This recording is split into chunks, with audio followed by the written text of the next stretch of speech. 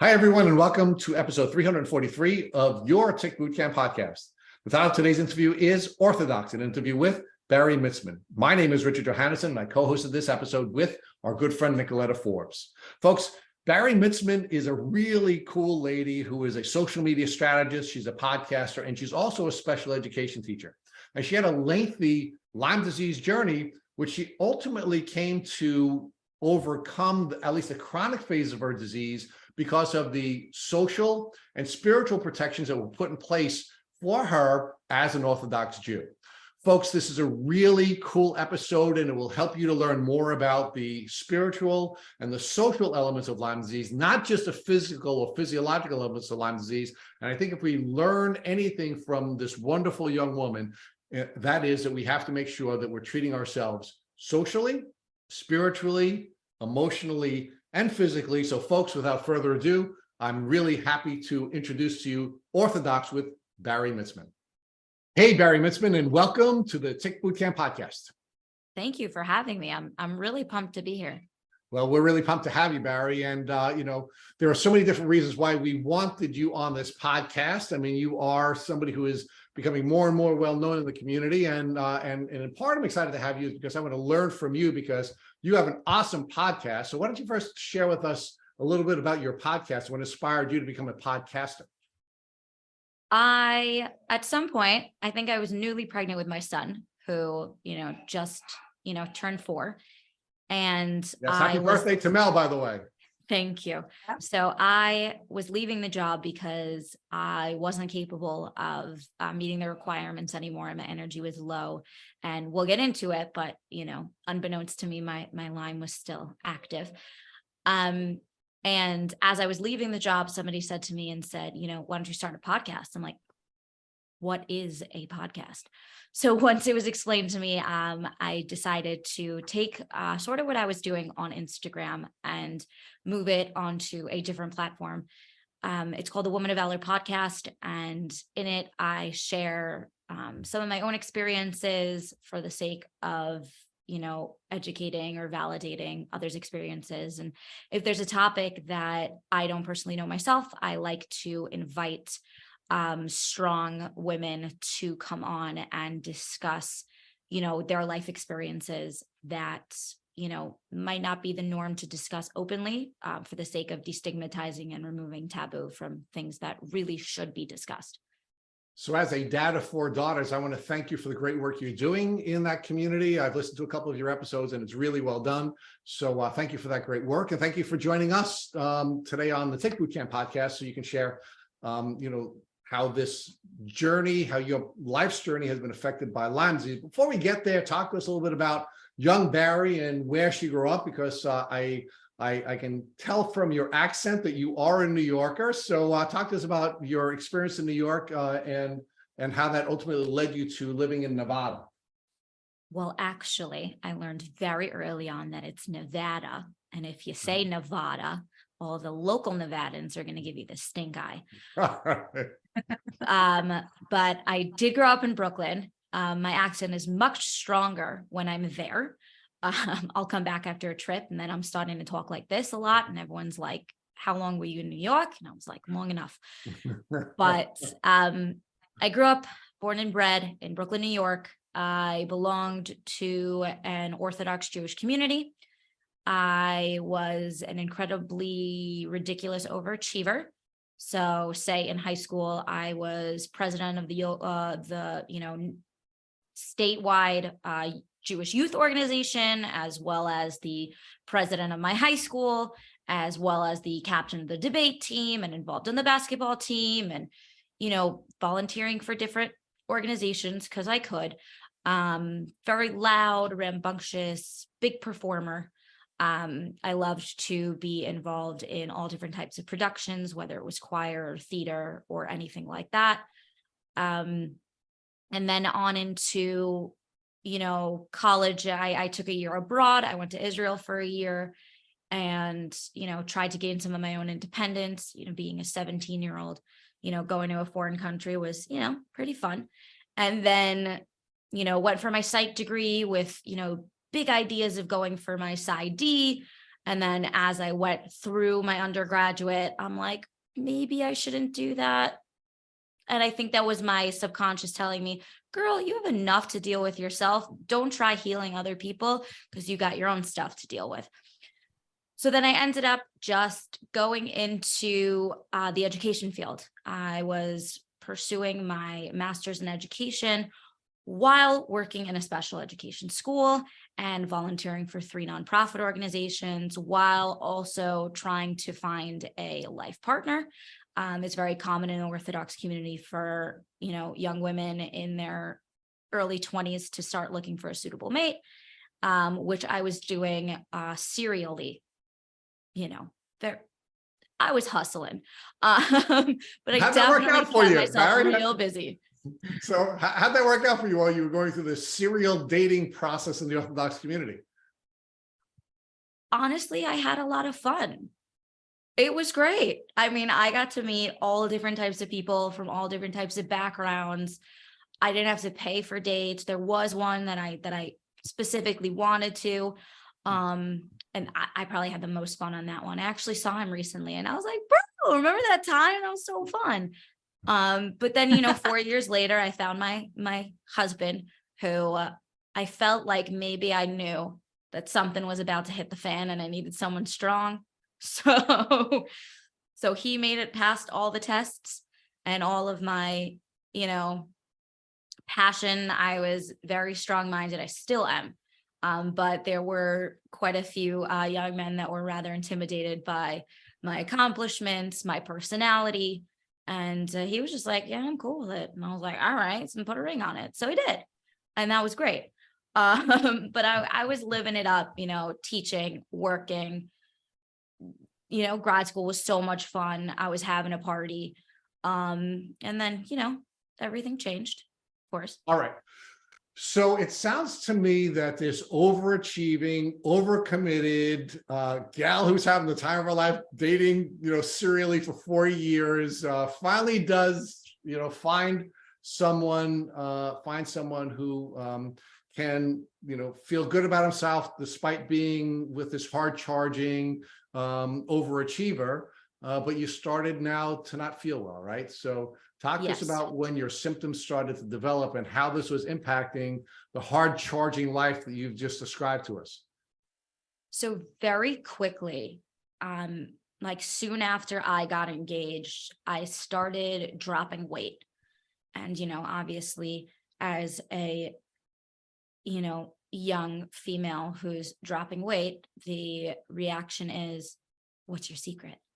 You look amazing. Tell me what you're doing. Are you on so-and-so diet? And I'm like, bro, I am eating chicken fingers and pizza and just like the oiliest, non-dietary friendly foods that you can think of. I honestly don't know what's happening. But Barry, it So, was all kosher, right? It was all kosher. Yes. Yes. And the kosher. pizza and the chicken were eaten separately at separate occasions. Okay, good. Thank you. Yes. I have, been affiliated with the Orthodox community my whole life, though over the process, I have gone more towards, the right, in terms of my own observance, finding my own relationship with God and more meaning in some of the, commandments that exist. So I was, eating lots of foods. I had to stop going to the gym. I to add to all of those accomplishments, I was going to the gym 4 times a week and I started slowing down. Yeah. So by the way, did you ever sleep? I mean, did you I needed to nap? sleep. I What's that? needed to sleep. I was one of those people who always needed at least 8 hours. And like, I don't get those people who are like, yeah, like I sleep like 4 hours. I'm like, and you're a person. Also, I don't drink coffee. So that's also a fun fact. It gives me the shakes and the palpitations. So everyone just assumes that either I don't sleep or I run on coffee. I probably just run on adrenaline and anxiety. That's like my discovery. And a lot of, people pleasing, which we've worked on, thank God. But I slowly started disappearing and people are saying, oh, you're probably just nervous because you're getting married. I'm like, no, the dude's amazing. Like I want to get married. I don't know what's up. And then I started getting a little weaker and, counting down towards the wedding, I started mentioning to my then fiance, maybe we should like completely set up our apartment so that after the wedding, we can just like go to our apartment. No need to do anything fancy. Let's just like go home. Why don't we just go home? And then the wedding came around, and I remember I had this updo situation because my hair wasn't so long, and I had all these pins in my hair, and I was wearing this tight dress, and I tried to like lay down on a row of chairs until the photographer needed me. And my friend who like acted as my, dresser was like, "Oh, you're probably just nervous." I'm like, "No, like I'm exhausted." And I was just like, this is going to be terrible. And, we had the wedding ceremony, and, in our community, the way it kind of goes is like, you have the wedding ceremony and then you're alone for like, I don't know, roughly 20 minutes to spend some time together, eat some food. Then you take a million pictures with, all of your people who've known you in some way, shape, or another, in your entire lifetime leading up to this. And then you go out, do some dancing. The men dance on one side, the women dance on the other side. Then you get to eat a little bit, and then you go and dance again. So like I said, one of the things I really enjoy is performing. And I had to perform at this point out of necessity. So I was the life of the party. I'm dancing. I'm, using all my attitude, all my energy, screaming, because I also was excited. But then I remember when it was time to go for round 2 of dancing, there were women pulling me like onto the dance floor. And I turned to my like fresh new husband and I was like, "Please don't make me go. Please don't make me do this." And he was just like, "What?" And by the time the wedding was over, we waved bye to everyone. I was smiling. We got in the limo and I just keeled over to the side and said, I want to go home. And I feel terrible for him for that experience. But I just knew something was wrong, and I didn't know what. So Barry, let's sort of lead up to this, this wedding and how things were changing for you in your health. I want you to talk a little bit about the symptoms that were developing. And for those folks in our community who have not been to an Orthodox Jewish wedding, it is an unbelievably rigorous experience. Having gone to law school with several of my friends who were from the Orthodox community, we were blessed to, my wife and I were blessed to attend several weddings from folks in the Orthodox community, and it is a rigorous experience. It is a wildly rigorous experience, and I know you were leading up to this, and it was a really exciting point in your life, and you're like crashing for something that you had been waiting for a long, long time. So talk about, first of all, how your symptoms are developing and how this was impacting you emotionally, because you weren't able to have the same type of experience you were hoping to have at this wedding.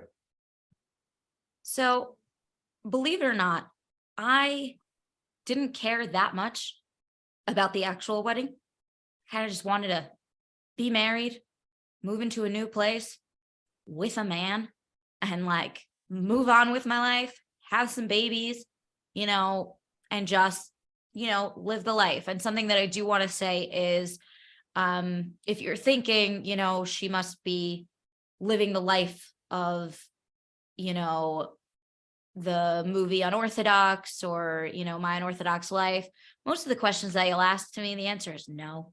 So just if you're thinking, "Oh, she probably does this, no, I'm pretty with it. I also grew up, much more open-minded. I grew up, watching TV, going to, co-ed camps, and a lot of what I chose to be in the place that I am. But at first I kind of just assumed that I was just getting busier. And because of all of the stuff going on, I was just dropping things like going to the gym.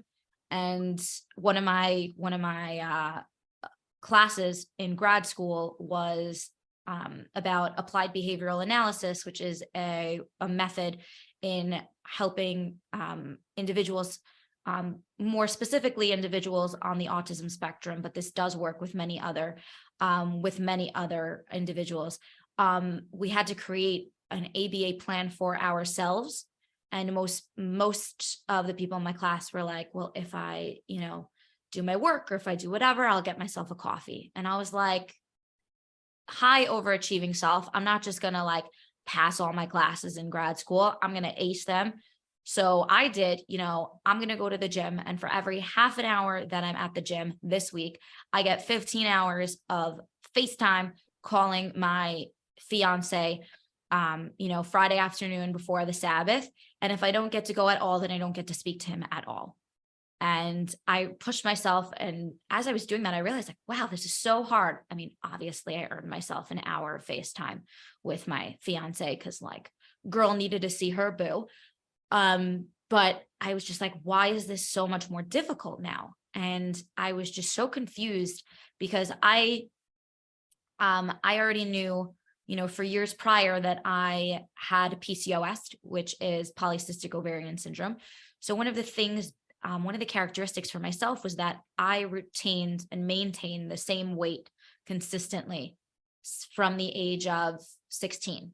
And regardless of any health changes that I made or anything like that, I maintained the same weight. And then suddenly I just started disappearing.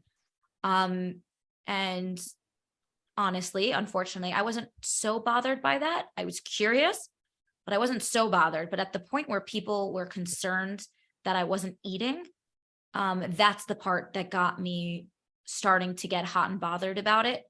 And, later on in my, Lyme journey, I actually started getting frustrated by the amount of attention my outward appearance got, and how that kind of overtook, any care and concern about my actual physical well-being. But slowly I started just getting more tired, and I was so focused on getting to the finish line of getting married that it didn't concern me as much. But once I got into that limo and the doors closed and I just keeled over, I was like, what is happening? And then I we traveled a bit after we got married. We kept on like canceling our honeymoon. I had some semblance of an excuse every time. And I remember we actually did go to Denver a few weeks after we got married. And suddenly I just started like shivering out of nowhere. My body was shaking. I was getting weak. And my poor, newly minted husband was just like, what is going on? And then we move into, the high holy days for, Jewish people, Rosh Hashanah, Yom Kippur. And on Yom Kippur, I was actually sitting in a rabbi's house who was leading, services. And I'm sitting there like eating small bits of food. It was directed to me that, every few minutes I should take small bites of food. And I remember my young brother-in-law came in and saw me taking small bites of food and goes, oh, you're pregnant. I'm like, dude, we've been married for 5 minutes. There are precautions in place to prevent that from currently happening. But like, shut up. So then I was telling people that I was feeling tired. I was feeling weak. We moved to Muncie, New York. I was teaching in a self-contained classroom in a mainstream school. And I was everything was just exhausting. And of course, the hypotheses, maybe you're pregnant, maybe you're anemic, maybe you're just nervous. It's nerves. You just got married. It's a new life. It's just nerves. And I was just like, can everybody just leave me alone? And it got to a point where it was recommended that I actually just go get blood tested, because they're like, you know what? You might as well just figure out what in the world is going on. So you're 22 years old at this time. You're roughly young yeah. teaching. You're around 22. So the symptoms are sort of that are developing is weight loss, and I guess it's increasing fatigue. You're getting more and more tired. You're getting tired easier and easier. And it is to the point where, between the observations that people are making about your appearance and the impact that your fatigue is having on your capacity to be Bari, you decide you're going to go to a doctor. So why did you go to the doctor? Meaning, what symptoms did you describe to the doctor, and what did the first doctor say to you when you went to get your blood test? So I went to some random doctor in Rockland County, and said, I also like my appetite started to diminish, as well. Like before, I was eating food and dropping weight. And then at this point, my passion and rather preoccupation with food was kind of dwindling, and as was my appetite. So I went in, I'm saying, I'm not, feeling as hungry as I was. I seem to be losing a lot of weight. I'm really tired. I'm achy, and I just don't know what's going on. And the doctor told me, okay, so I'm going to test for, I'm going to take a pregnancy test, or I'm going to do just like a regular CBC, like, and then we're going to do, I'll test you for anemia, in that, checking your iron levels and stuff. And I'm going to check for Lyme. I'm like, isn't that a fruit? I'm going to check. Like, I had never heard of Lyme disease before, but Okay, let's pause there. Yeah. Let's pause there for 1 second. That's important. So you're a kid from Brooklyn, so it doesn't surprise me that you probably weren't all that outdoorsy during your time as a city dweller. And for folks who are from outside of New York, Brooklyn is a part of New York City, and there isn't a whole lot of open space in Brooklyn, although there are some parks in Brooklyn. But you were going to summer camp. So where were you camping during the summers during your childhood? so I was in Pennsylvania. It's currently named Lakewood, Pennsylvania, and we did have overnights outdoors. It was one of my favorite things about camp is going on the overnights. You get to like make, what are they called? Eggs in a cradle, when you have like the egg and the toast. And honestly, peeing outside was like such a vibe. It was not something that I was used to. And now that I have a son, I'm like, you get to do this all the time, man. You pull over on the side of the road. We got to find a gas station, like tragic. But I do remember at one point I saw this. I don't believe it was a tick, but I do remember we were hiking, because we hiked from camp to the campground, and I saw this just like black. It just looked like a black oval on my hand. I was like, what the hell is that? And I just like, flicked it off. And I was like, that's gross. And I remember they like specifically told us to wear long pants. They didn't tell us why, or I don't remember them telling us why, but they said, wear long pants while we're, going through to the campsite. And so we always did that. But I just remember, like, I always remember that moment where I'm just like, what is that? And just like flicked it off. So knowing what I know about Lyme now, like that was not my experience with contracting Lyme disease. Right. So, but Bari, you're a young woman, and at the time that you would have been camping, the camp community should have been aware of Lyme disease. We've had many people on this podcast go to summer camp, not receive any information about ticks or Lyme disease, and then come back sick from Lyme disease, or at some point in the future where they find themselves in a high stress environment, that they're immunocompromised, and they ultimately begin to become ill as a result of contact with a tick during a camping experience. So just so that I understand, so young Bari's a summer camper, and not only is she in a rural community in Pennsylvania, which by the way has the highest Lyme disease rate in the country. Pennsylvania does. You were given zero instruction about checking for ticks. You were given zero instruction about how to protect yourself from ticks, and you were given zero instruction about how to check yourself on a daily basis to find out whether or not you had any ticks biting you during this camping experience in Pennsylvania. Yeah, no, not at all. And then when we were on the campgrounds had, low grass. There weren't like any wild greenery situations going on. And quite frankly, I don't think that the camp had much experience with Lyme disease, or really realized, but I'm assuming at this point, I started going to camp at like 10 years old, so I'm assuming at this point, 20 years later, there's been enough information distributed for, that camp and other camps to be aware of it. At this point, there are organizations within the Jewish community that do help support individuals and provide referrals, for people who are, battling Lyme.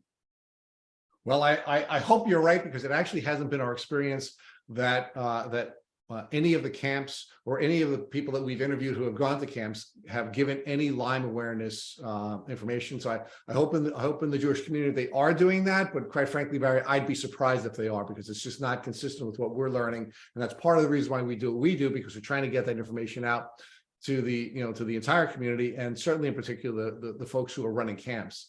There really does have to be Lyme education as a part of the camping experience, and there has to be a regular program in place, not only for the medical staff at the camp, but also for all of the camp counselors to assist the campers in making sure that they're not getting sick from Lyme disease. So I hope that is happening, at least in some communities. So let's now fast forward to your doctor's appointment, because I paused to go back and find out whether or not you knew anything about Lyme disease from your camping experience, because he said when your doctor said that you should be tested for Lyme disease, you thought it was a fruit. So talk to us about what the doctor said when your reaction was, hey, why are you testing me for a fruit? I'm pretty sure she just ignored that. Sometimes I say things, and if people don't get it's not humor. Sometimes I just talk and it ends up being funny. But she was just like, all right, now just roll up your sleeve and, let's take some blood. And But wait a minute, Barry. I mean, you're trying to be funny, or you're anxious and you're saying something that's kind of funny, or you're no, but I genuinely thought it was a fruit. Yeah. So the doctor didn't say, well, you're Nope. living in a tick-endemic community, and Lyme is a disease that you may have contracted at some point in your life, and we want to test you for that because you're starting to show some symptoms that lead you to believe that perhaps this is a disease that you may be suffering. There was no conversation like that. No. Well, it also could be my memory has been super fuzzy since the whole Lyme situation. I just like to call it a situation because sometimes it's really painful to think about, but we will get into that here. I probably just turned to my new husband and said, why is she testing me for a fruit? And he wasn't so aware of it either, because he too grew up in Brooklyn, but we met, at a large Sabbath meal with 120 people at his rabbi's house. So he ended up just moving there when he was much older. So he didn't grow up with the, check for ticks thing like many people in, Rockland County did. All right. So your doctor says she's going to check you for Lyme. She takes some blood, and what happens? We wait. We wait and we wait. And I was, hypothesizing what it could possibly be. And we were still in the middle of the, September through October is a very holiday packed time for, Jews. So like right after the holidays were over, I was just, we went to my parents a little bit, then we went back to our apartment and invited friends over, and I was trying not to think about it. So I was like, I'm glad I have some semblance of a distraction. And then, the day after, that long marathon of holidays was over, we got the call of my blood results, and they said that I had Lyme disease. And I just started laughing because I'm like, obviously the one thing that I haven't heard of and have no idea what it is the one thing that I have. And, as the protocol told them, they sent in a script for 30 days of doxycycline, which I accidentally started taking on an empty stomach, which was not the best idea. Take some crackers. I had to force feed myself saltines as I took it. And, I was still working. Thankfully, it was just a half a day in this school. And it was just really hard to get there. And then as I was taking the doxycycline, I started feeling more pain. Started getting like a burning pain in the back of my neck. And I was just like, I thought this was supposed to cure me, and it's making me feel worse. What the hell? So that's when I started, opening up about it to a couple of friends of my husband's. I didn't have a lot of friends in Muncie. Most of my friends were still in Brooklyn. And they mentioned, after the 30 days, my husband's friend's wife worked in this Lyme specialist's office. And by Lyme specialist, I mean he was a regular PhD doctor, who left his regular practice to deep dive into Lyme disease, the causes, possible treatments and all of that, and then went to doing that full time. And because my husband called around, my husband's a big researcher. He's a web developer. He's a digital marketer. He's into the data. And, we heard other options, like maybe call these specific neurological specialists in, Manhattan. And he called and he's like, what are you going to do? And essentially the point that they made was, well, if you take doxycycline for 30 days and you still feel sick, then you have a neurological problem. Okay, so let's pause there for 1 second because Nicolette is going to take you through it, but I want to go back to your first doctor for a second, and talk a little bit more about that first doctor. So I have to say, I have a mixed reaction to that first doctor. So I will have to say to you, I really love that the doctor tested you for Lyme disease right away. I can't tell you how rare that is, that a doctor, when you walk in with the type of symptomology that you have, will want to test you for Lyme disease. In fact, most of our people are diagnosed in the supermarket or online by a non-medical professional, and then they have to go back and beg for Lyme testing with a doctor. So I really love that the doctor tested you for Lyme so quickly. I also love that the doctor gave you 30 days of doxycycline, because in most cases, it's a substantially shorter dose of doxy, and you do need at least 30 days, and in most cases, it should be 6 weeks. But getting beyond the 21-day prescription of doxy is fantastic, because this is a doctor who understood the life cycle of Lyme and wanted to give you, if you were acutely ill, enough doxy to assist your immune system in battling that microbe. So those are two wonderful things about that doctor, and I applaud her for that. However, and let me get to the however piece, right? It seems to me that this doctor wasn't giving you a lot of information, meaning she wasn't partnering with you and getting you prepared for the steps that you had to take if you had acute Lyme disease, no less chronic Lyme disease. And so my first question to you is, did you just sort of gloss over the information that she gave you, or did she just say, hey, take this prescription for 30 days and be on your way kind of thing, which is what it kind of sounds like? Or did she talk to you about the difference between acute and chronic Lyme disease? Did she talk to you about Herxheimer reactions and how you're going to feel sickly, and that's a part of this process? Did she talk to you about taking steps to support your immune system when you're going through this element of your journey? I mean, what information did she give you? Was it really nothing, or was it a little more than that? So the blessing and the curse of going to this new doctor in, Rockland County was Rockland County has a high case volume of tick bites and tick-borne illnesses.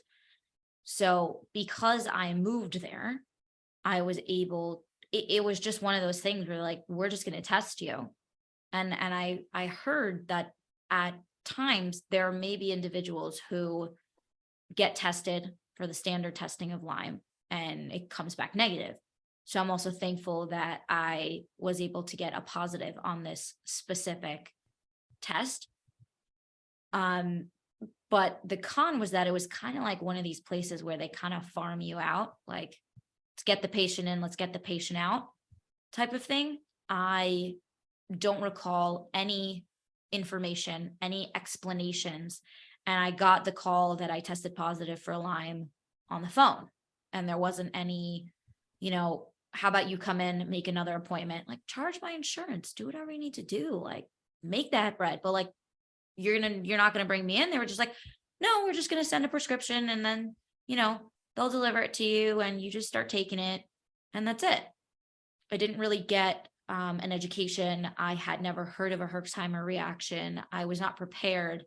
And I do think that my fear of the unknown, made everything so much worse. And I also do have generalized anxiety disorder. So like not being led through things, not helpful. Just not. So let's talk about, fight or flight. Let's talk about the impact that fight or flight has on your immune system, and talk to us about how the lack of the ability to receive this information from your doctor exacerbated your anxiety and made it more likely that you would continue to get ill despite receiving some treatment. Well, I mean, I am one of those people that if I know everything I need to know, I'm able to handle things much better. I was a very good student. I was a very good note taker. And, as part of, the people pleasing package goes, you listen to instructions and you excel.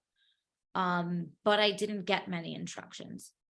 And, also being at that point, being malnourished also messes with your psyche. So my, fright, I guess, was like so elevated. And I know that through working on myself and learning more about who I am, my makeup, how my mind works, I have a very, very strong psychosomatic connection as well. So it's very likely that my symptoms were exacerbated because of my emotional distress. Listen, I'm newly married. I barely know this dude. I knew enough to make an educated decision that this is the man I wanted to marry. Like we also went to couples counseling before we got married. It wasn't like a whole arranged marriage myth that I knew nothing, but still, to date someone and then to, move in with them is a pretty big change. And then to be living in we moved to Muncie, not into like an apartment or like an apartment complex where I could meet, other young newly marrieds. We moved, into a cul-de-sac all the way at the end, in somebody's basement who had, probably 7 kids at the time. And we were literally just underground. And I was isolated from my friends. My parents lived in Brooklyn. We didn't see them, so often, unless we drove there for the weekend. And then working in a new school and being like, feeling that responsibility of like, oh my God, these children's educations and lives are in my hands. And it was just all of this, like, what in the world am I doing? What did I get myself into? And why am I feeling so crappy? Just kind of blew up. And the weakness felt like more weakness, and the pain felt like more pain. And, I've learned to say, between the birth of my daughter and the birth of my son, the birth of my son was way easier. And I was able to go to the hospital way later because I knew exactly what was going on. And I have a pretty decent pain tolerance. But if I don't know what's going on, that pain tolerance goes out the window. So I was just, all of the pain was wreaking havoc without any information, consolation, and education.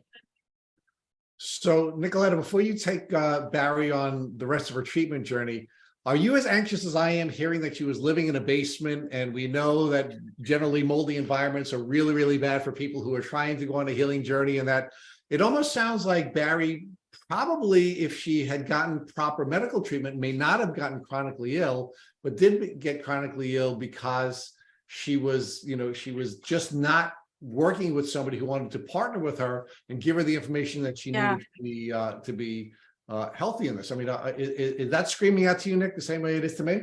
100%. Like I'm sitting here listening, but at the same time, it's like I have so many questions, right? Because like you said, Rich, you had a doctor that knew to test for Lyme to begin with, but then I'm sitting here thinking, is it because they do see so much Lyme? It's like, oh, hey, ring, ring, you have Lyme disease. Here's your prescription for Doxy. You're good to go. Bye. Next. Like, is it that that's what it is? Or I don't know. I'm baffled because it's like they got it right on the first try, but then yet failed so badly, right? So that's like my first question. But I do have a question about the testing. Did you do the Western blot test? Which test did you do? I believe it was the Western blot test. But like you said, your description of what my experience with that doctor was exactly that. There wasn't any information of, you might have co-infections, what was laying dormant in your system may or may not have been activated. There was nothing. It was just like, Yeah. you either have Lyme or you don't, and you either respond to the medicine or you don't. And if you don't, you have a neurological disorder.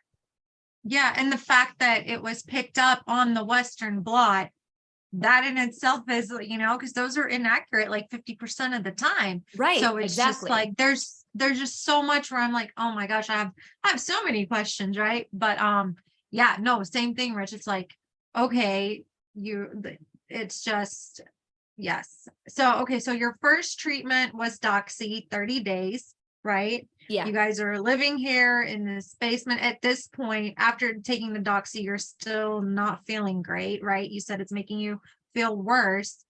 What did you stay with the same doctor, or at that point did you move to another doctor? What does that look like after you're not feeling better and you're in this environment? So it seemed very clear that this doctor was like, I did what I needed to do.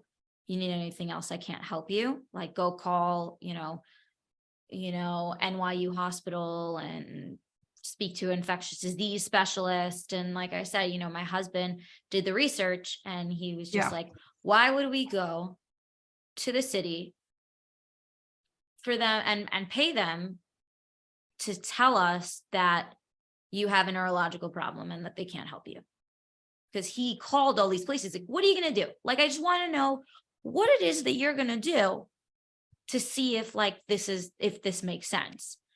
And then my husband remembered that a friend of his, mentioned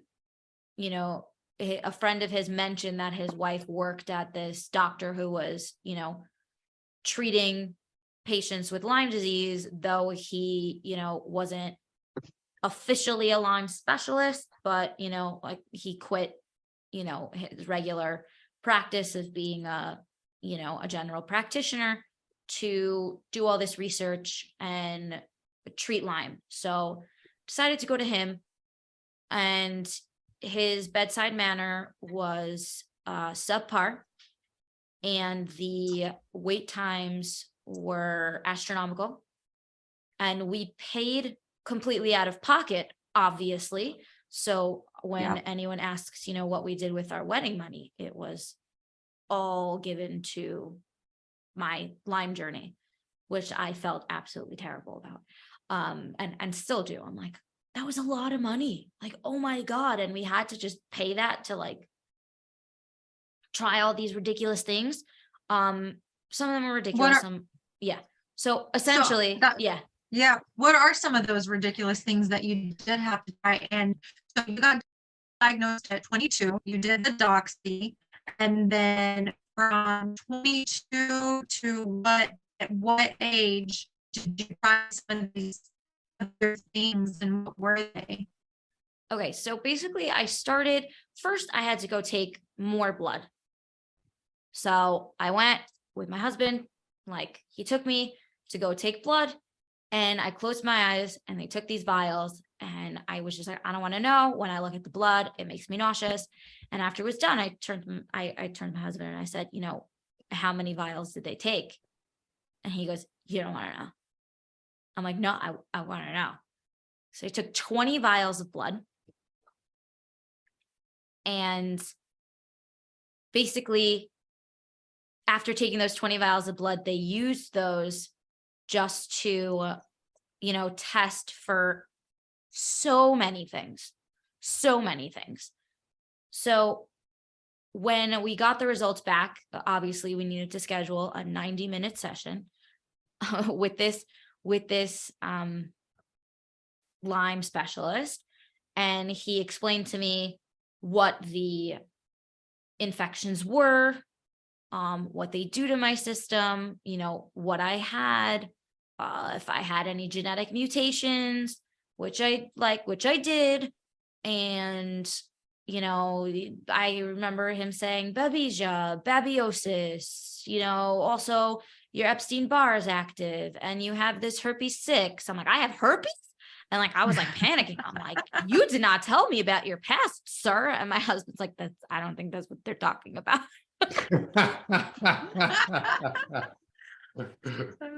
But, and then he put me on, okay, I still have it downstairs and I still use it sometimes, but I bought what I call a bubby box. Bubby is the endearing term that many Jewish and Yiddish, you know, affiliated people call their grandmother.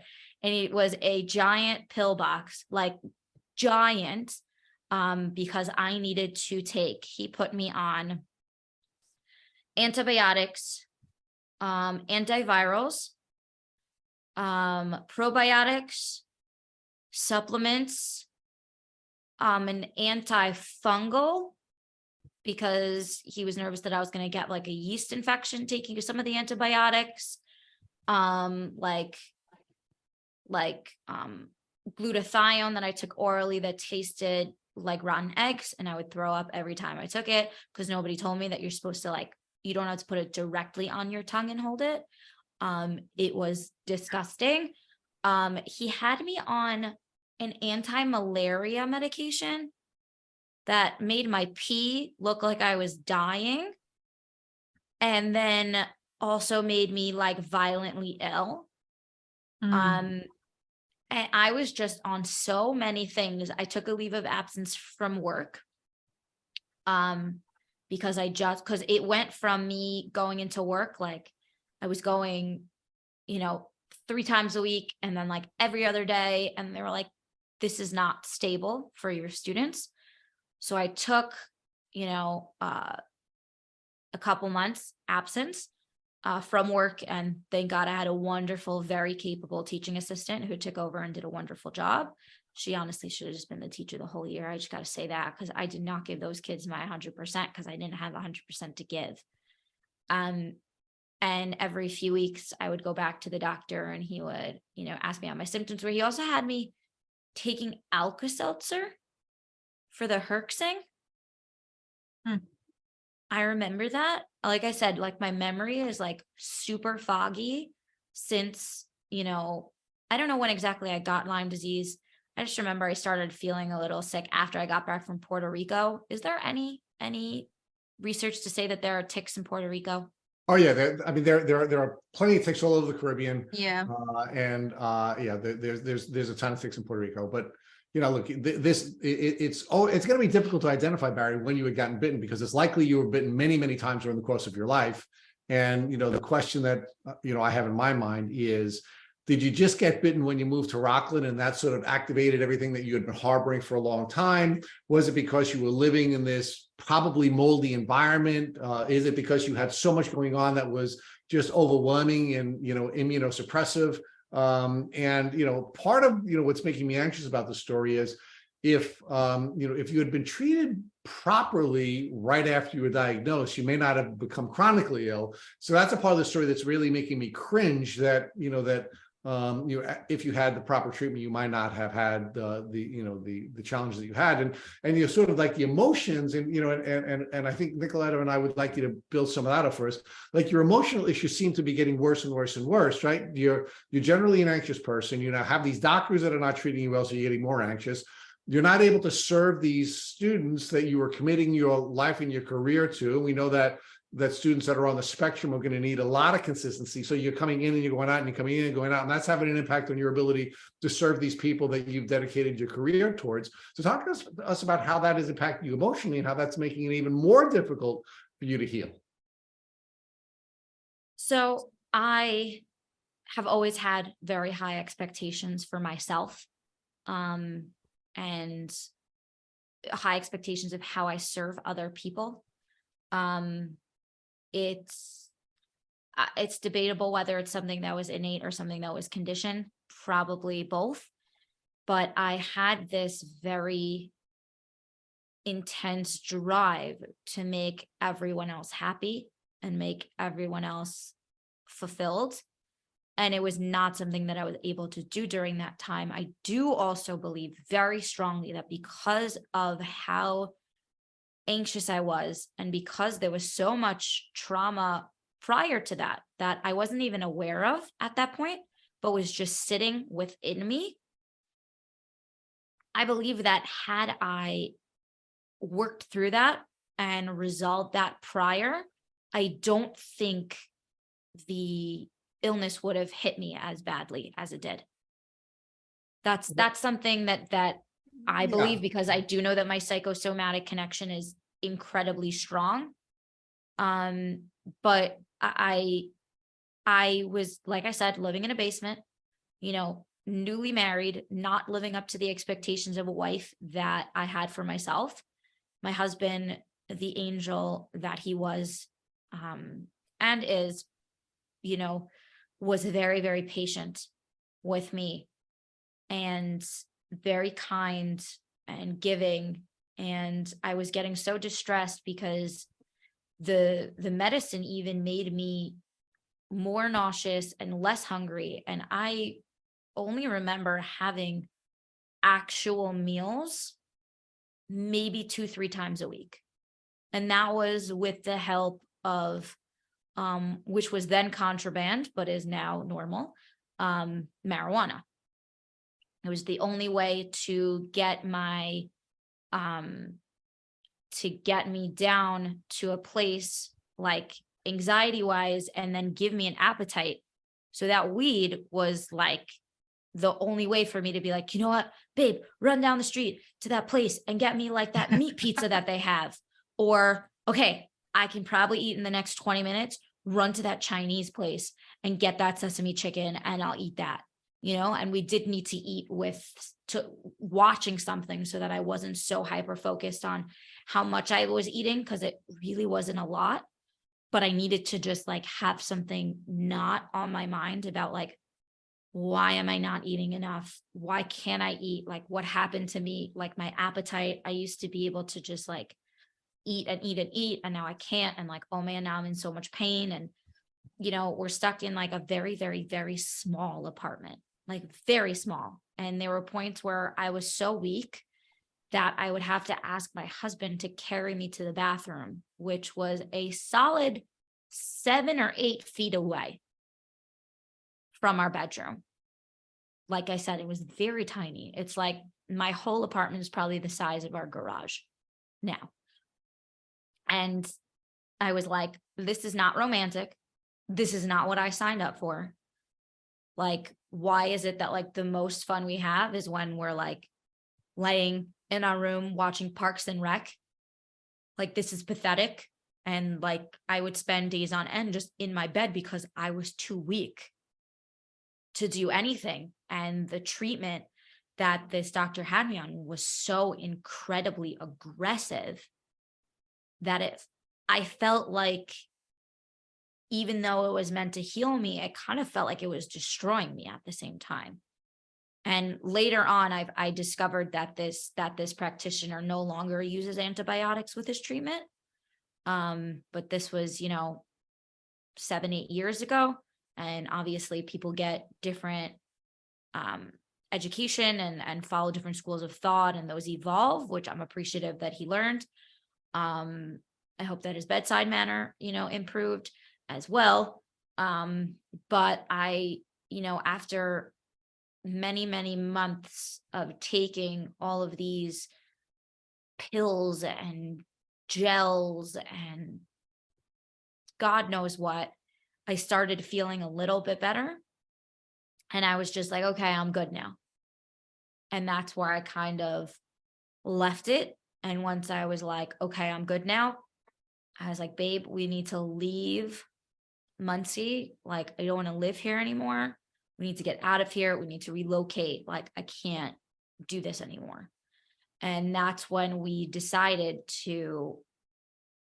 we decided before that we wanted to run away from everyone and everything, but we couldn't until I finished graduate school. And, we heard about Vegas and we wanted to take a pilot trip that January after we got married, but I actually had emergency surgery. My small intestine was telescoping in on itself. At first, I'm like, obviously it's related to Lyme. Like, no, it was just a condition that I've had since I'm 2 or 3, and it was just neglected. So it was a medical marvel that, a 23-year-old had a condition that's in toddlers, that they like literally stick a tube up the kid's butt to blow it out so that it's like a flailing inflatable tube man and not like a telescope, but overlooked by me, and it telescoped in and out so often it needed to be cut out. We pushed off our trip until May time.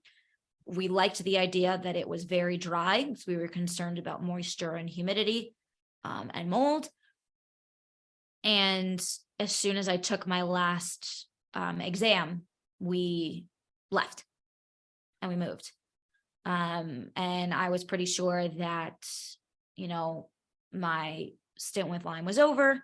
I had my, daughter probably a year after we moved to Vegas. And then I started getting a lot of nerve pain.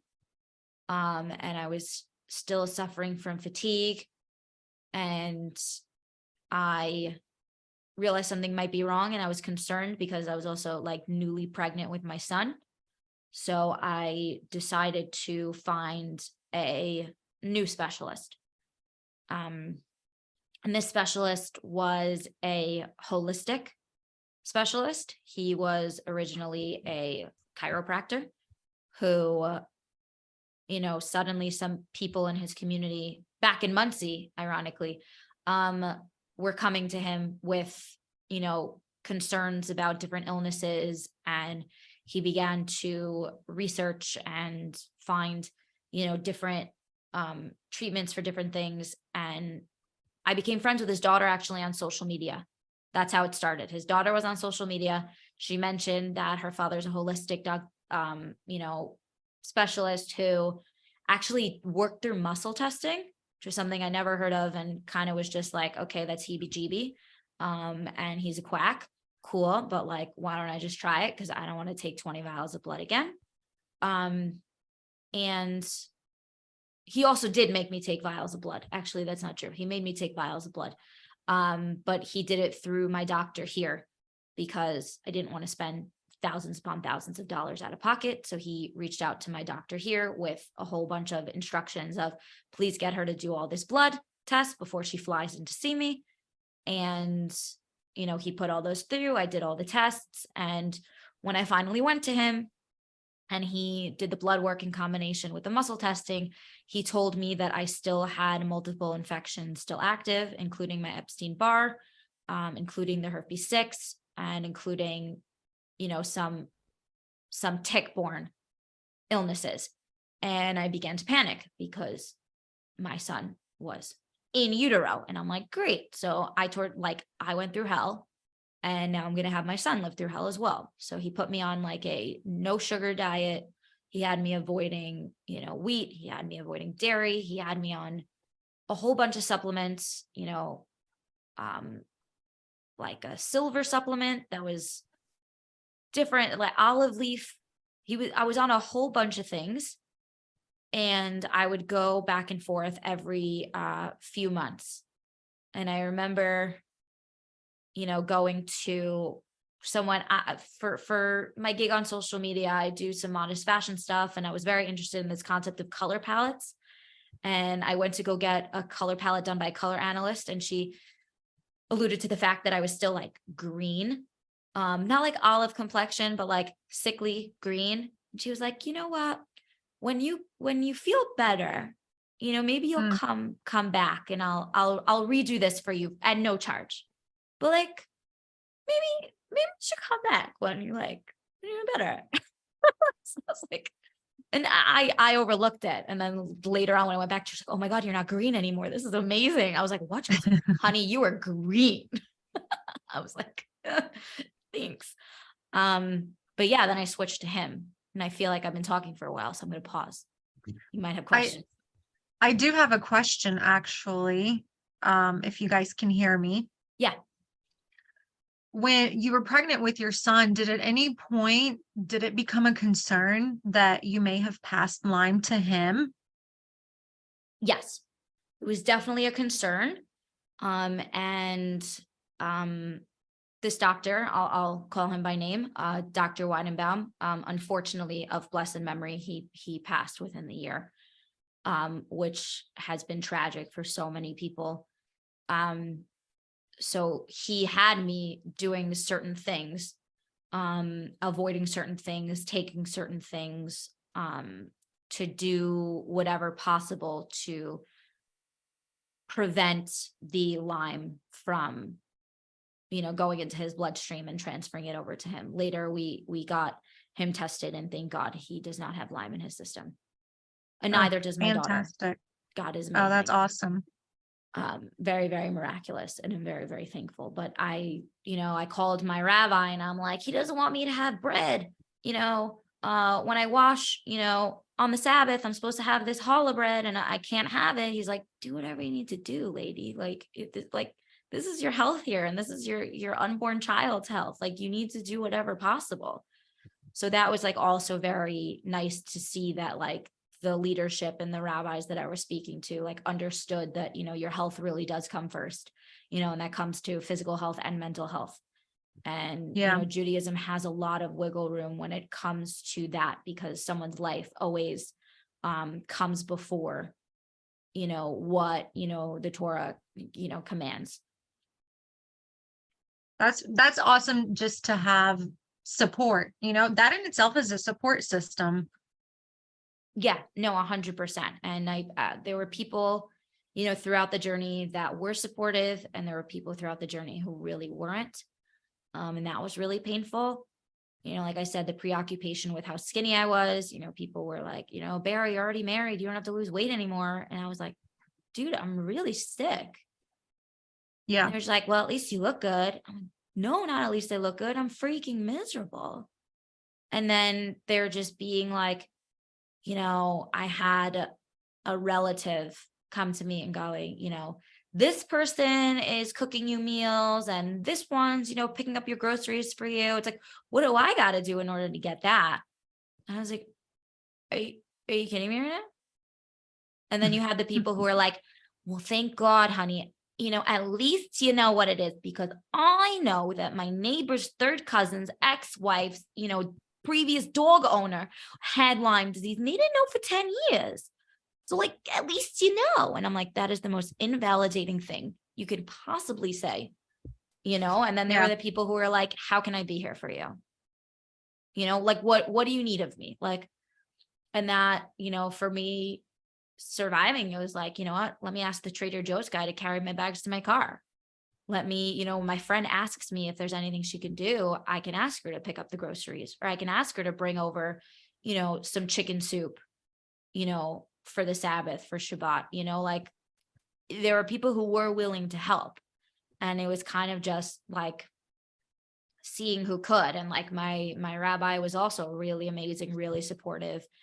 And, with that came also mental health challenges. And he was also there to, guide me on, in addition to my therapist. I don't just rely on religious figures to, help me navigate life. You need to also take initiative and do what you need to do. So that also involved therapy and, the support that I got from the people that I knew I could count on was incredible and very helpful. And I'm, thankful for that. That's great. So the doctor you had when you were pregnant with your son, was that the last doctor that you saw for Yes. Lyme disease? Okay. Yes. And so all in all, how long did from diagnosis to that point, what was the time span? From diagnosis, well, I was newly pregnant with my son. My daughter was about maybe a year at that point. So we were married so it was roughly around 3 years and change from the Okay. diagnosis until I started seeing Dr. Weidenbaum.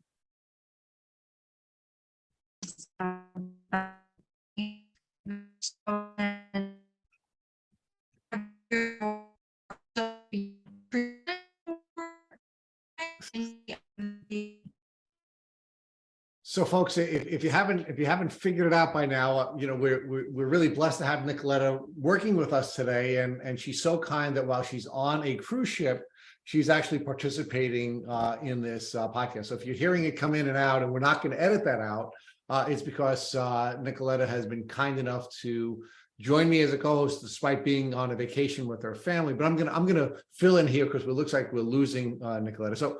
Bari, why don't you talk to us a little bit about the overall experience of treating your disease, and then I'd like you to sort of reflect on what went well and what didn't go well during that 3.5-year window where you treated to remission. Well, I mean, maybe let me rephrase a little bit. So I didn't go into remission until my son was 2.5 or 3 years old. So there was another 3 to 4 year period where I was, aware that I was struggling with Lyme, and, until I, got the clear. And that was actually pretty interesting. I will share this. So wait, before you go, let's pause for a second. So you it was a treated total of 6 years. The journey was a total of 6 years. Okay, so you shared with Nicoletta that you had treated with doctors for 3 years. What did you do for the next 3 years before you got to remission? So I first, let's say, like, for that first year after I was diagnosed, and then for like roughly 8 months or 6 months, I was working with this very aggressive treatment, and I was kind of just like, screw that. That was insane. And I'm feeling better than I was. So I guess I'm all healed. I didn't bother going back. And then I stayed away for a few years. And then I guess like 2 years later, when I was 2.5 years later, when I was expecting my son, that's when I went back. And that's when I went to the new doctor. And then roughly 2.5 to 3 years later was when I got my A-OK. So you, was it? You stayed with that doctor for the whole 2.5 years after your son was born?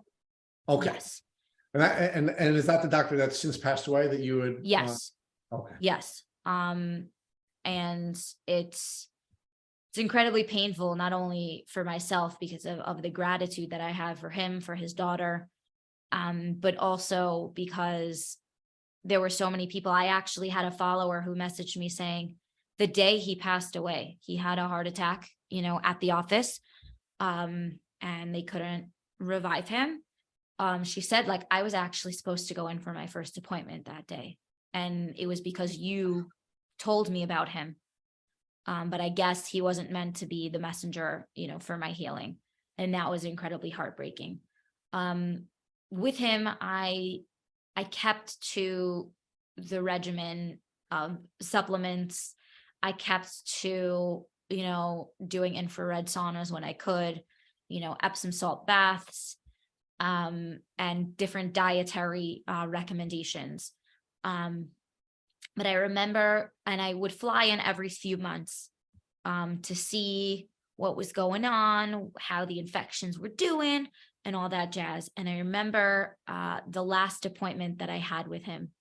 I flew in by myself because thankfully my kids were big enough to stay home and they were at daycare. And I was doing the muscle testing. I was just laying there. I was like chilling because Dr. W and I were homies at that point.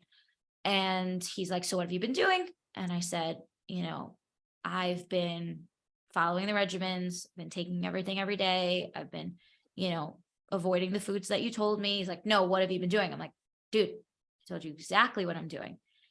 And that he was also an Orthodox Jew. He was somebody who grew up completely unaffiliated and, found his way to Orthodox Judaism. And he just yelled at me like, what did you do? And something popped into my head. And I said, I started lighting the Sabbath candles 10 minutes early. And I started welcoming in the Sabbath 10 minutes early as per my mother-in-law's recommendation. And he goes, there you go. I go, well, Dr. W, what are you talking about? He's like, well, your infections are gone. And I mean, like what you're doing makes sense, like with all the regimens and everything, but it doesn't make sense that it would go away this quickly. And I was just like, don't say that to me, man. No, just don't say that. Cause like, I'm not one of those people that'll buy into that. But I do remember, and I know this is a practical podcast. This is a practical podcast of practical solutions, but I do remember that first Sabbath that I took upon myself to light 10 minutes early. And my daughter was probably 2 years old. And we refer to God as Hashem in this house. And I did a thing. I'm like, I told my daughter, I'm like, hey, like, do you want to pray for your Ima? She calls me Ima because do you want to pray for Ima to feel better? So in her little squeaky 2-year-old voice, she goes, please, Hashem, make Ima feel better. Amen. And I just started crying. And I was like, if God does not listen to that, then like, I don't know what. And it was very odd because that Sabbath was the first Sabbath that I started feeling a fog being lifted a bit. I still obviously was doing exactly what was recommended to me. I wasn't just throwing all of my, responsibility into faith. That's not what Judaism recommends. You believe and you do what's necessary. And I was, and I mean, I do think that Dr. W is being humble. But I also do believe that God had a pretty large piece in that. And he sends, to every doctor or healer, like the ability to heal as a messenger. But I think those in conjunction really helped me get, to where I am, health-wise today. And I mean, like I said, finding the right practitioner is crucial. Finding the right treatment method that works for you is crucial. And I mean, for my own sanity as well, faith, held a huge, played a huge part in that. So let's talk a little bit about that, right? Because, you call this a practical podcast, and we certainly take pride in being a practical podcast.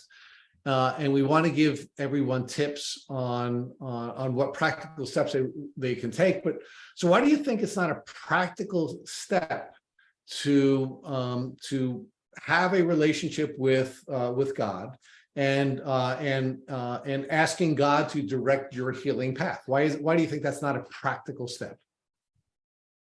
When I said practical, I kind of defined it as a man-made active, like a verb, so like a physical, active, manual thing that you yourself are doing. Whether it's yes, there we go. Nicolette is here. We didn't lose her at sea. She's here. She is here and breaking up just a little bit, but certainly helping us to talk through this. But I do want to challenge you on this a little bit, Bari, because one of the things we do on this podcast is we look for patterns, right?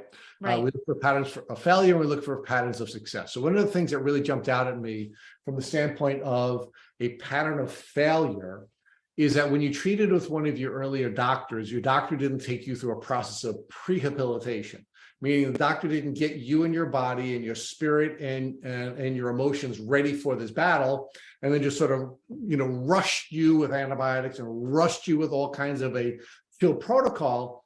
and it really didn't work for you, right? I mean, it was just you just weren't prepared for that, right? So one of the things we've observed repeatedly is that the doctors and the healthcare professionals that are treating people in this community, if they understand prehabilitation and get you ready first, and then go through the process of assisting or killing, assisting the immune system and then killing, that you have a greater likelihood of succeeding. And you're an example of a doctor who failed to understand that, right? So that's a part of the model of failure that you're demonstrating. But now we also see people who are succeeding, when they're on their treatment journey.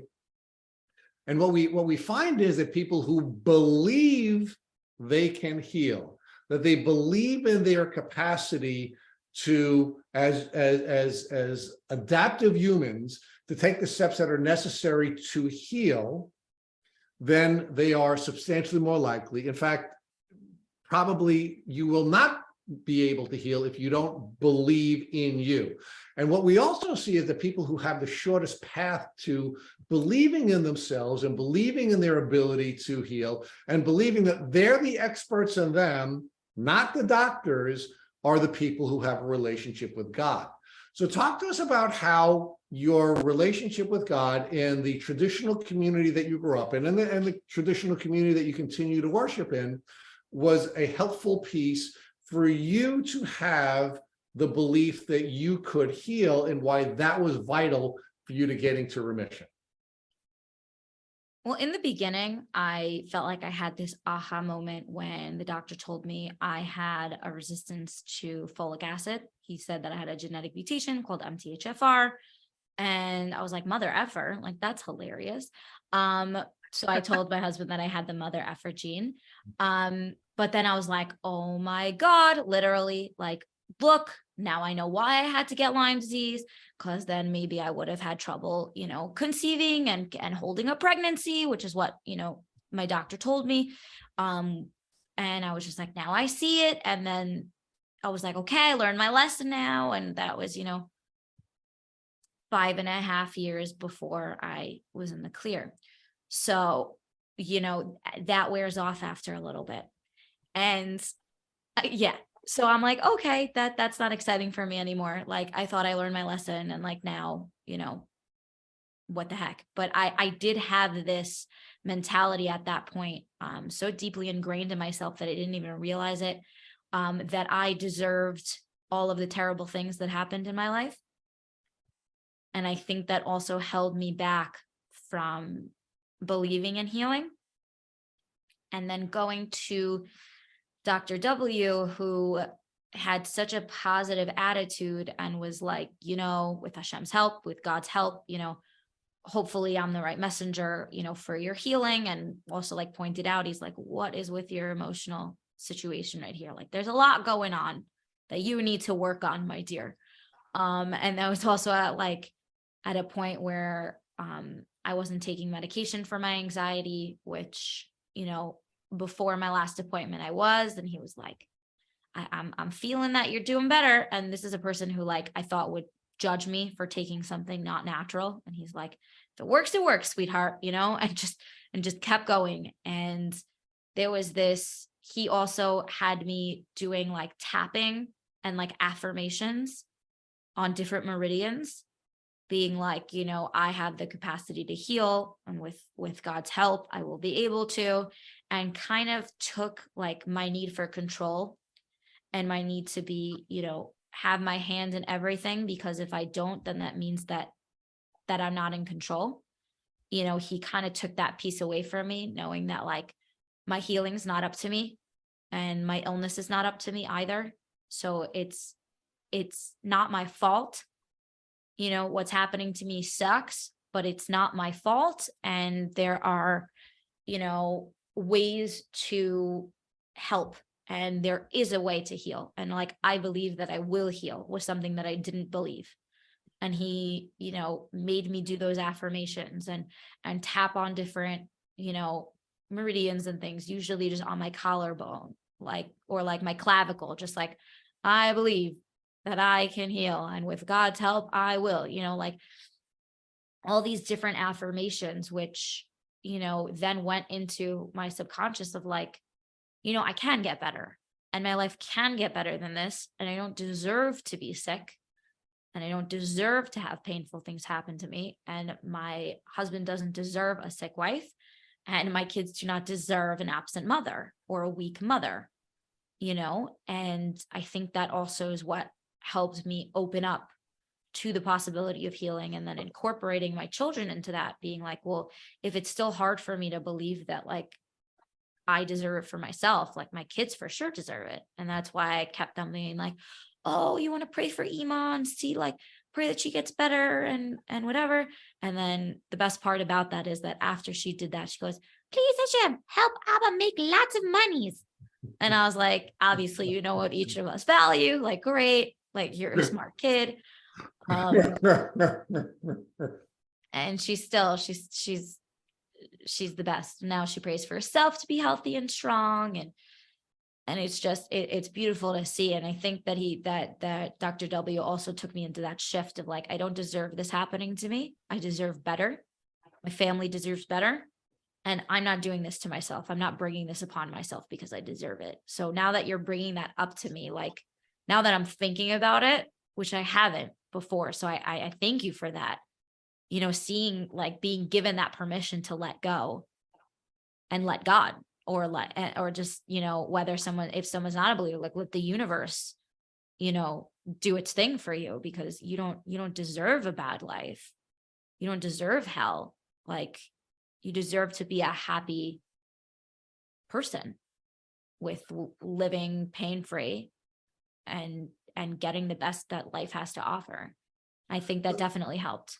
So let's talk about the difference between the way you were treated or the way you were working with Dr. W versus the way you were working with the other doctors, right? So you had 3 doctors in your journey, and the first doctor was, hey, you have Lyme, be on your way, right? And, Yes. You have a prescription and that's it. And there was no communication. There was no treating the whole person. There was, be on your way. This is an infection. Take these antibiotics. You're going to be fine, right? Second doctor, again, just focuses on the physical Bari and gives you a very aggressive treatment without preparing you for it. And then essentially, sends you on your way. And by the way, took all your wedding money during the course of that process, right? Yeah. Dr. W, number 3, is a very different doctor, right? Because he understands that you have to be spiritually healthy, and he understands you have to be emotionally healthy, and he understands that the only way that you can become physically healthy is if you are spiritually healthy and you believe, that you're emotionally healthy, that you believe that you have the capacity to heal, and that your mind is then open to healing, and that you are also a wife and a mother, and that your healing has to take place in the context of, your family in your community. Now, wasn't that, a very radically different way of interacting with the guy you were calling your homie, but really just somebody who was a good doctor who was treating the entire person, the mom, the wife, the teacher, the person who's worshiping in a traditional Orthodox community, and somebody who has to be given the permission to take the steps she needs to take in order to be emotionally healthy, whether that be with medication, whether that be with, whatever treatment you need for your HPA axis, and then finally get you to a place where you can overcome this challenge. I have never thought about this experience in the way that you are so eloquently and accurately explaining it. Like, I never thought about this process and the drastic differences. I just knew that though initially I did not agree or believe in Dr. W's methods, I'm still a little bit skeptical. I'm like, what is muscle testing? Is that even really a thing? And like my husband's like, chiropractors, they're quacks, but I'm like, this is the person that I've chosen to be, no hate to anyone in any of these professions, by the way. Like I have seen a chiropractor since, okay? Just so you know, and everyone has different beliefs, but I put my faith in Dr. W as the messenger for my healing, and the manner in which he, interacted with his patients and the way, the office handled patients. I never had to wait more than 5 minutes to get in. It was always with a smile. It was always with jokes. And it was always with like how are you really doing? And how are you feeling? While we were testing and moving things, and let's see if your arm just completely flops or if it moves down, there was a sense of, I can really trust this person with my health, with my care, which was really just something that I've never had with a practitioner before. And I think that was essential, in something that I really, in an illness that was so complex, to me, and something that I just really didn't understand. And I still don't understand to the full extent. I'm learning things from you guys, just being on this podcast, and I'm learning more information, and you are inspiring me to get more involved within my community to educate. My cognition wheels were turning when you were talking about the camps and things like that, and I feel like I've tried to put the Lyme, past me, but every week or so, or every few days, I get a message in my message requests on Instagram asking me about, a loved one of mine was just diagnosed. Do you have any, inspiration for me, or any doctors to recommend, or any treatments to recommend? And, the last time I was in Muncie, someone came up to me in a bagel shop and said, years ago, I messaged you because my husband got Lyme and I didn't know what to do, and you were so incredibly supportive. So I hugged a random woman in a bagel store.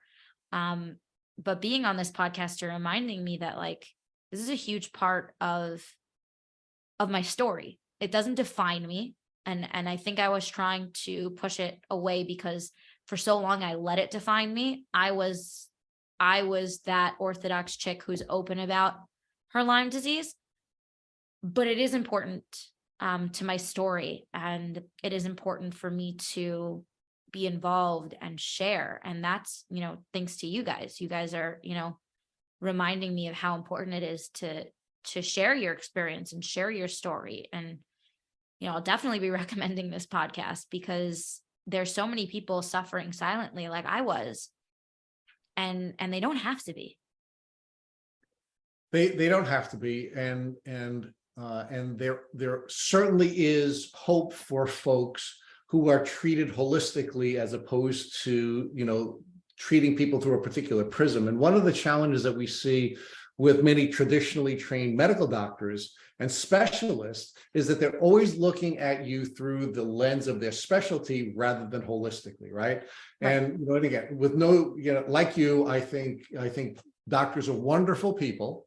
I think they join the profession because they have a heart for helping people and they want to help people. But the problem is too many of them have too narrow a focus, and they're too invested in just treating the physical person and not treating the whole person, right? And that's why so many times when people go to naturopathic doctors, or they go to chiropractors, or they go to other types of professionals who are trained in a more broad scope, that they find themselves getting on a healing path that they couldn't get on, even though they were treating with some of the best and the brightest, medical doctors in the world.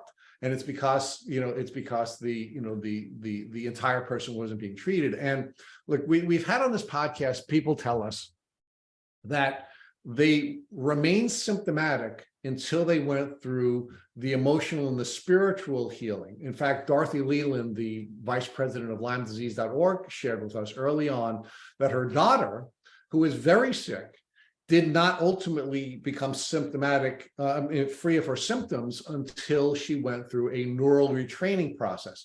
So her body held on to her symptoms, even though the Lyme disease had been killed, until she went through that portion of her emotional healing. And it sounds to me that maybe you were served well physically by some of the earlier treatment, but you needed to go through the emotional and spiritual healing that you were able to get in treating with Dr. W, that then allowed your symptoms to leave, even though perhaps you still weren't harboring at least the Lyme bacteria itself. Yeah, 100%. And to continue, what he's been doing, like for myself, I've been continuing to address stuff that I pushed really, really deep down that I feel like has held me back physically and mentally. And I believe that the more and more that I've been, breaking through those things, whether it's through, EMDR therapy, which I've done. I started doing energy healing, a year or so back. All of this stuff has suddenly started to help me also remove some of that fog of my memory. My husband jokes now because I'll start being like, oh, I just remembered that this thing happened. He goes, why is every single memory of yours around food? I'm like, I don't know, dude, but just take the win because I remember something. He's like, without fail, like I'm waiting for that one time you tell me a memory that's just not directly connected to food. I'm like, we'll see, maybe one day. But it may be cultural, right? I mean, Jewish people love food, and love just food. could just be cultural. Yep. No, I remember during my Lyme journey, I met with someone in a bagel shop, and I remember staring at the second half of the bagel, and people just started looking at me because I started yelling at it. Why can't I eat you? I was so frustrated that my body was full, and I'm like, that is not enough food. What is going on? And of course, bagel store in New York, naturally, but continuing that process of healing, and I threw my back out a few weeks ago, and I was like, where's that coming from? I've been pretty strong. This hasn't happened in years. And I'm like, I'm feeling like I put on too much. So yes, I, addressed, the Sarno aspect of it, but then I also went to PT, and now I'm like, you know what, let me get stronger. Cause then maybe I'll be able to hold both of my 40-pound kids at the same time. Who knows?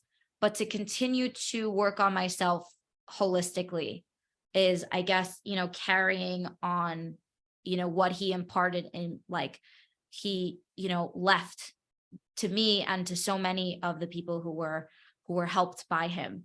And I hope to be able to continue that and, encourage other people to look at themselves in a more holistic manner, because, the infection, as the second doctor even explained to me, it can leave some people in wheelchairs, and it can give some people headaches. And I don't know the exact science of it, but I do have reason to believe that a facet of that can be the person's mental and emotional well-being, can impact the amount that it hits you. So Bari, one of the problems that we have is that we don't really have an understanding of how our mind works. So we don't really understand emotions. We don't really understand ourselves as spiritual beings. And so we, and there are some limits to the way we can articulate that part of us. So we sort of segregate it, right? And just like I was critical of doctors who are looking through a limited prism of their specialty, well, it's the same thing with us when we're talking about ourselves, right? Because we really aren't a spiritual being and an emotional being and a physical being. It's all one. It's all one thing, right? So just like, doctors shouldn't be segregating a particular body part and trying to treat a particular body part because that's what they are, an orthopedist or neurologist or, or whatever type of specialty they have. We likewise have to be careful to make sure that we don't get caught up in seeing ourselves as just a physical being and not ignore the emotional part of us or the spiritual part of us.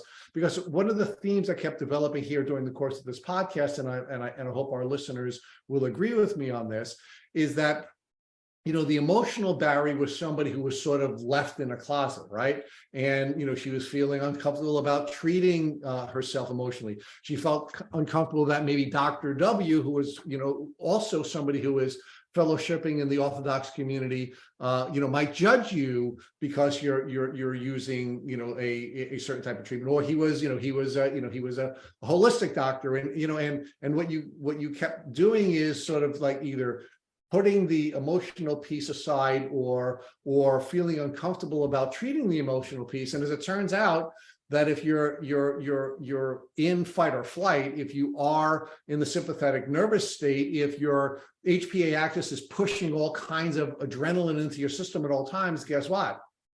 You can't physically heal because your immune system is suppressed. And if your immune system is suppressed, it doesn't matter how much killing you do, because in the end, the immune system ultimately has to win this battle, and you have to be healthy, immunologically, if you're going to win this battle with all of these different microbes that your body was battling, right? And what seemed to be happening with you, and give me your thoughts on this, was that, Matt calls it whack-a-mole, where, you use a particular type of treatment and you kill the particular bug in your body, and then something else popped up, whether it be the herpes or the HPV, or, something was popping up, right?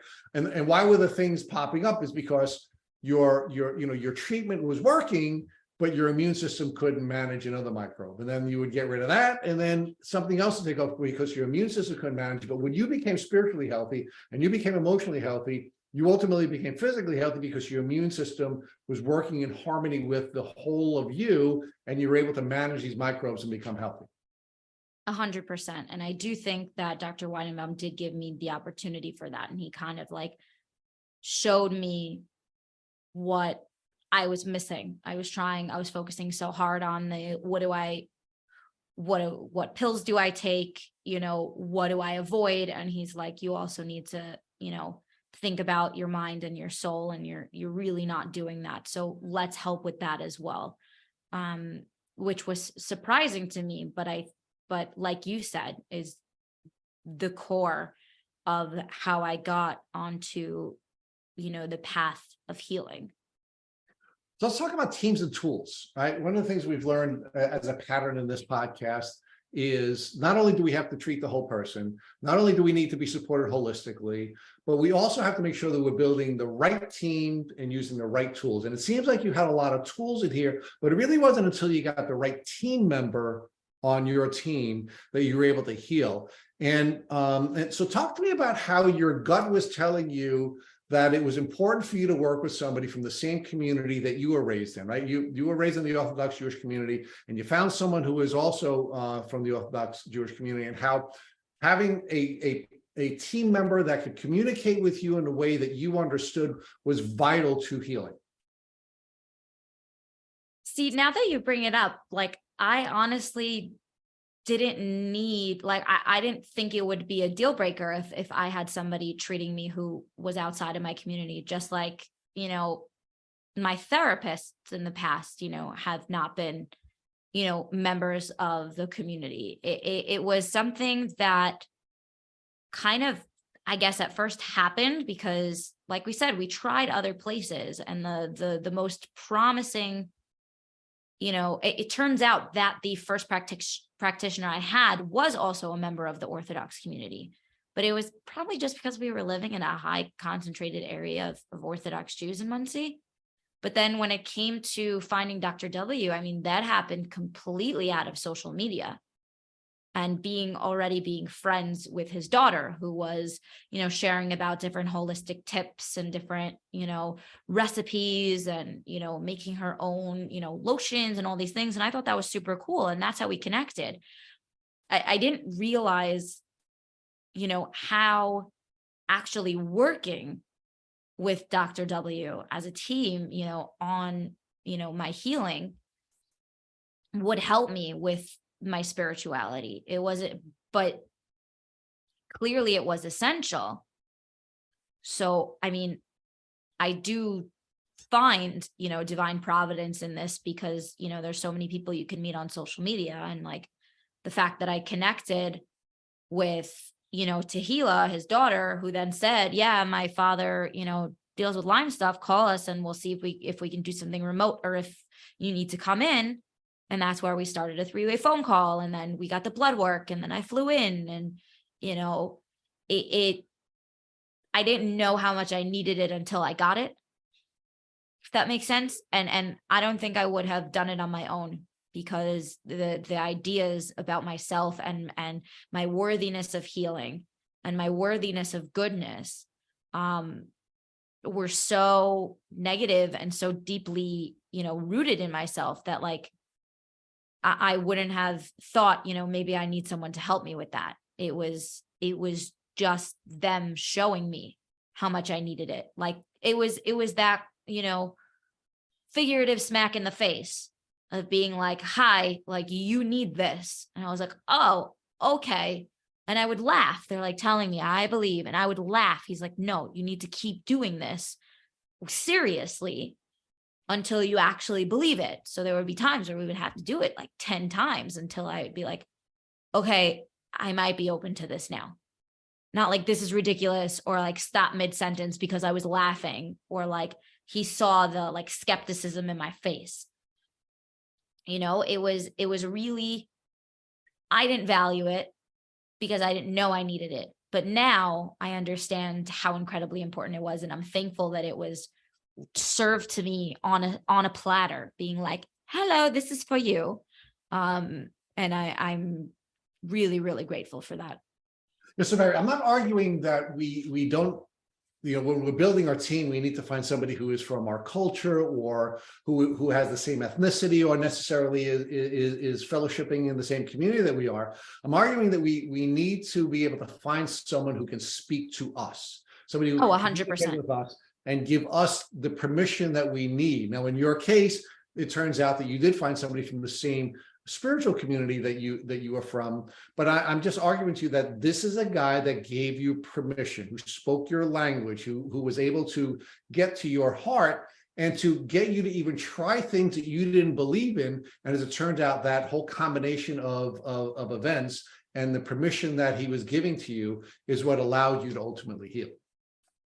Yeah, I mean, one of my MOs on social media and my podcast is empathy and validation, because even before you're willing or open to making a change, you have to be able to understand yourself, like, wow, this is really hard, and sometimes you can't give that to yourself and you need someone else to give that to you.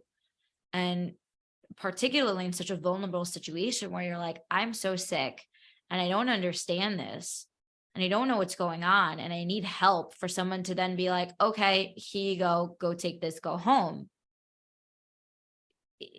I mean, that does sound like a recipe for failure, like the way you conveyed that to me. See, these are all things I didn't think about. This is almost like a therapy session right now, Rich. You're giving me a therapy session here. Send me the bill.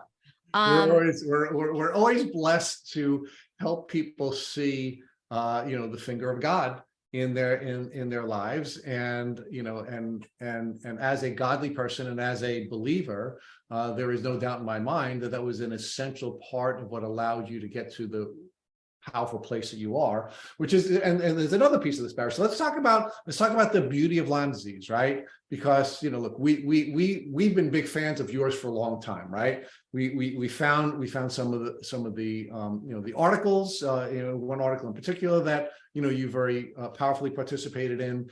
We are big fans of your podcast. So you went from being a person who was serving people in the special needs community, and in a very small community of people that you were blessing through your work as a teacher, to then becoming a public figure and to begin to serve the larger community through podcasting and through some journalistic endeavors. So talk about how your gifts, your God-given gifts, went from sort of being a place where you were serving a micro community to now serving the world generally. So it actually kind of started through my Instagram. Actually, I have a very active Instagram following, and over there I was just kind of, I started going to different public schools across the Vegas Valley, and teaching the Jewish students about different holidays. We'd make menorahs and all that jazz, and I'd bring donuts. And slowly I was like, well, maybe I can share a little bit about my modest fashion endeavors. And then that kind of led into me just being like, wow, this is almost impossible to do with a kid. So I started sharing, I can't like maintain this level of perfection anymore. And from there it was just like, oh, like, so there's social media at that point, Instagram at that point, 6 years ago was missing, a tiny component called reality. And that's kind of where I started, opening up, parts of myself. I was using first my performing skills. I was using that, like I said, when I was a young kid, I was using my performing skills to entertain people and bring them joy. And then into my teaching and special ed, I was using my ability to do impressions and sing and all of that to make learning more accessible to individuals who needed to be taught in different ways. And then it kind of went into using my creativity and using my voice, not in the form of song, but more in the form of, expression. I speak across the country. Public speaking is not one of my fears in the slightest, and using, my, openness and ability to address a crowd, not to teach math skills or the times tables, but to share a part of my story and provide people with permission to recognize their struggle and see where their emotional distress is coming from, and to get the help that they needed. And I think through my Lyme journey, I think really brought me to more of the heightened awareness of, the trauma that I've been holding, so deep down that, in recent years I have been unearthing, which is incredibly painful. But to be able to fully understand, not fully, but, to understand to a much greater degree that struggle can be invisible. And even more than that, you can look like you're doing great. And you can look, so skinny and so thin and so happy. Your body could look like a Kardashian, and you could be miserable. And we need to open up and connect and find our team and find our people in order to thrive, in order to heal, like you said, in order to just move forward and evolve and take your own negative views about yourself out of the equation and realize that you're not alone. And my MO has kind of just been like, you're not the only one, like I always say, you're not special. And I don't mean that in like a negative way. It's like your struggle is uniquely yours, but you're not the only one uniquely struggling. And knowing that and finding a community of people who can validate and empathize that struggle is so important. And to have the honor of facilitating that, I feel like all of our struggles don't define us, but are pieces of who we are and are pieces of our story. And if we don't use those pieces to help, then like, what was it all for? And that's why I started sharing. That was unbelievably beautifully said. And I will not ruin this podcast by asking you another question about that, because that was absolutely one of the most beautiful things anyone's ever said on this podcast. So let's get to the last question. The last question we ask everybody on this podcast is, if God forbid, and I'm going to use your husband, who's been such a wonderful part of this, this journey. I mean, what a beautiful man he is, to give up literally everything. The money that you were gifted during your wedding, which would have been the foundation for you buying a house so that you would get out of the basement. He was giving that up. I mean, just doing everything he could to support you. Let's say, God forbid, right after this podcast, he came walking through me and he had a tick biting him. What would you recommend that he do so he wouldn't have to go on a difficult and suffering journey with Lyme disease? Well, first off, he's walked through trade shows over the past few years because we live in Vegas. He picked up one of those tick removers and put it on our car keys. So I'd for sure grab that, send that, put that in a bag, send it to a lab to get tested, pray my guts out, and he thankfully is someone who truly believes in his own body to heal. So like he can get sick and like have the sniffles and I'll be like, I can't move. But I would know that it's not the end all be all, and that I have resources and there are organizations that I can reach out to, and that it's going to suck if it turns out that, he does really get sick. But knowing from my own experience that it is going to be okay. He's a lot stronger than I am. So he's not. He's absolutely not. There is no one stronger than you, but we can debate that offline. Okay. But he certainly may be blessed with with an immune system that may be a little bit stronger than yours, but he is no one stronger than you. I like that. I'm gonna take that with me. I really, really like that, Rich. Thank you. So I'm glad you're going to receive that. So again, and you've been so wonderful with your time and so wonderful with this beautiful story that you've shared with us, and you've given us so much insight. So I'm going to let you go, and I'm going to again thank you for taking time away from your family to share this powerful story and your powerful observations. And I want to thank your husband and your children for sharing it with us and the community at Tick Boot Camp. Thank you. Thank you for listening to your Tick Boot Camp interview with our guest, Bari Mitzmann. To our listeners, we have a call to action. First, if you'd like to learn more about Bari, please visit our Instagram page at BariAnna. Second, if you enjoyed this episode of Tick Boot Camp podcast, please share it with your friends on social media. Third, Tick Boot Camp has created a Tick Bite Blueprint. It has been inspired by the information that has been shared with us by past podcast guests. We urge you to visit our website at tickbootcamp.com/bite to view the blueprint. Fourth, don't forget to subscribe to this podcast on Apple Podcasts, Google Podcasts, or Spotify to get your automatic episode updates of our Tick Boot Camp podcast. Please take a minute to leave us an honest review on the podcast platform of your choice. And finally, if you'd like to search our podcast library of almost 350 episodes, subscribe to our email list, or share feedback, please visit our website at tickbootcamp.com. Thank you, as always, for participating and listening.